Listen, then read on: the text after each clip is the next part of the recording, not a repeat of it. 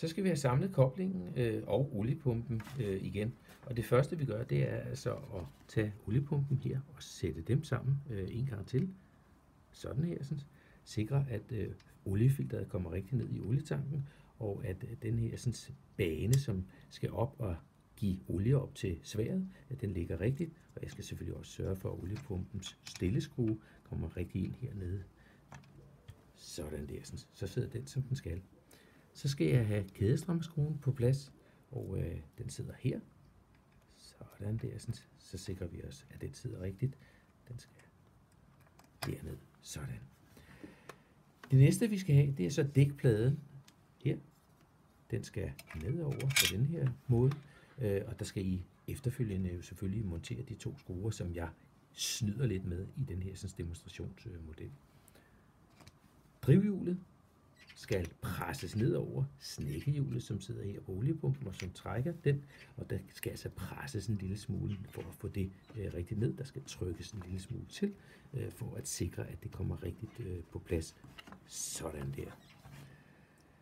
Så skal vi have smurt vores lille nylon nålelejet her, og det gør jeg ved at komme lidt fedt ned på bordet, tage op med mine fingre, og så sikre, at det her nåleleje det bliver smurt. Det er altså noget, der skal gøres regelmæssigt, i hvert fald en gang om ugen, hvis man bruger saven normalt. Og ned på plads med det. Sådan.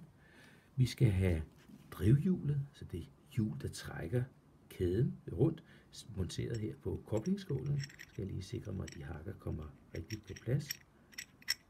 Ja, det skal selvfølgelig drille. Sådan der, så er den på plads.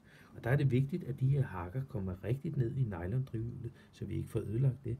Det er så vigtigt, at det falder helt ned på plads. Vi ligesom sikrer, at det kommer det rigtige sted. Det er ikke helt nede endnu. Drejer jeg lige en gang. Sådan der, så er den helt i bund.